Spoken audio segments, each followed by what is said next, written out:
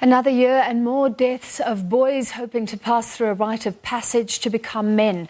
The Eastern Cape government says the death toll at initiation schools has risen to 23, and that is in the province. That's up from 14 deaths during the winter initiation period. So it is a significant jump. Authorities are concerned, and government in the province says it's investigating those deaths. Let's speak to a member of the Eastern Cape House of Traditional Leaders and Contralesa Chair, Nkomo Mwelo Nonkonyane. Mr. Nonkonyane, thank you for being with us. Firstly, what do you think is going on here with this incredibly high death toll? Well, it is a disaster and a half. We, as the traditional leaders in the province, are concerned about what actually had happened. You know, the death, we have been saying as the House from 1996 that the administration of the initiation of boys to manhood must be administered at a place where culture and customs are administered. That is at royal houses. In other words, traditional communities themselves must be the people that are actually given power to administer this custom. Above all, the families themselves who actually bring up these boys, especially the men themselves, should take their rightful place to make sure that the boys are prepared. And after the death of this initiation from some time ago, we, as the House of Traditional Leaders, established a committee under the chairpersonship of Nkomo Mwelo, and then we found that there are people who, due to unemployment, are taking upon themselves the responsibility of initiating our own boys. And we then presented a proposal to the government. But later on, we agreed in 2016, after we had a disagreement with the government, that at least the House of Traditional Leaders must be involved. And indeed, from 2016, there was drastic improvement in the sense that the House of Traditional Leaders, together with key government departments, were actually constituting what we termed Provincial Initiation Coordinating Committee under Act number 5 of 2016. And we were having structures at regional and at local level, and even at traditional authority levels. And all those structures were working together. But things have just changed because after the COVID, the custom was actually banned, and we then approached the government with a view that at least our boys must be given an opportunity. But after that, that coordinated effort between the institution of traditional leadership and key government department was not there. Hence, we see now for the first time that at the beginning, over 20 boys have lost their lives and over 50 are hospitalized, and we are fearing for the worst. Hence, I think it is no use to pinpoint blame games here. What we think that we must arrest the situation, all of us, traditional leaders and our government, especially parents themselves, to make sure that this number does not escalate at all. Can you explain something to me? What is your involvement? Because there are registered and unregistered initiation schools. So are you involved in determining which ones are registered? And the reason I ask is because there have been deaths reported at registered, regulated initiation schools as well as unregistered. The majority are unregistered.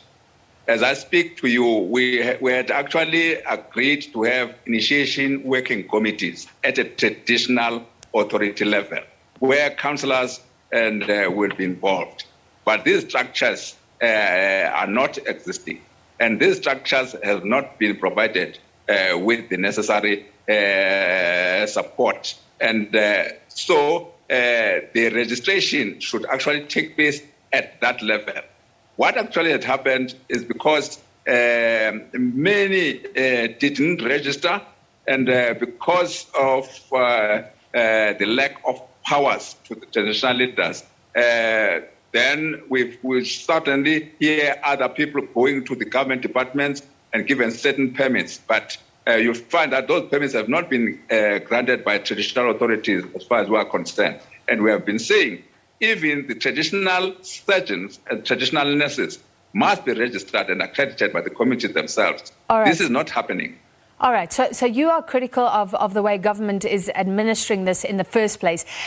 Something you said echoes what the Eastern Cape government has said, and I'd just like to read from the spokesperson from the Department of Cooperative Governance and Traditional Affairs. He said, "We had hoped with the support from families and our key stakeholders there would be a death-free summer," and you've said that parents play a big role. But there's some controversy around that. I mean, certainly women surely don't have much power to go and say, I want to inspect your initiation school. You said that the men could play a bigger role. Should they go and demand to see what equipment is being used, how it's being done? And then finally, what about the fact that many people are being brought up in women-headed households, so the boys don't always have that father figure to go and check things out? Madam, there's nothing like that there's a women or child-headed household in terms of our culture. And if we're given powers and functions, we will prove that does not exist.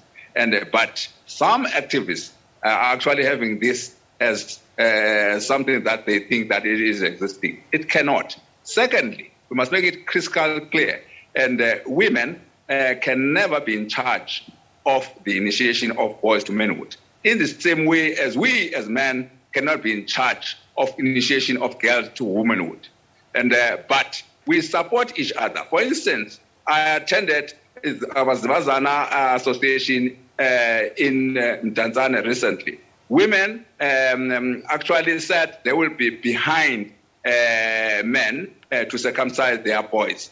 In other words, the working together between a man and a wife, in other words, the person who in fact, parents of a boy is critical.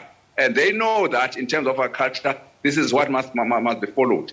But what is actually happening, you find that a woman would say, well, I'm not going to involve the father of this boy, and vice versa. Even men, some men, they don't want to involve certain other the mothers, which is not something that must happen.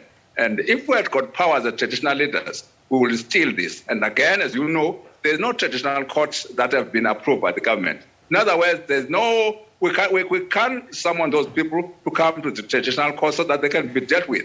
Above all, there is law in the Eastern Cape, and police are actually working hand in glove with us, and the Department of Health is working hand in glove with us, and we are working together with a view that we kept this thing. But recently, this has not happened because there's no much budget from the government because of the COVID-19 pandemic that we all know. That, I think, has got some bearing. But I agree with the department that the primary responsibility rests with the parents themselves. And we, as traditional leaders in each and every locality, we have got a responsibility because the culture actually demands of us to make sure that our customs are actually followed. Hence, all traditional leaders are actually working very, very hard in the present moment, notwithstanding that there's zero budget from the government. And above all, there's a new act that has been passed by the government to say that traditional leaders who are participating in municipalities must be curtailed, only 3. Yet, we were using 20% of these traditional leaders using the resources from municipalities to help us. This is not happening this year. Hence, this problem. We were worried. We're saying we engage the government and say, please have a transitional arrangement with a view that at least for now, this must happen. I'm sorry, we have run out of time. If what you're saying is correct, COVID-19 taking more fatalities in terms of initiates because there is no budget, raising serious concerns there from the Eastern Cape House of Traditional Leaders and Contralesa Chair, Nkomo Mwelo Nonkonyane.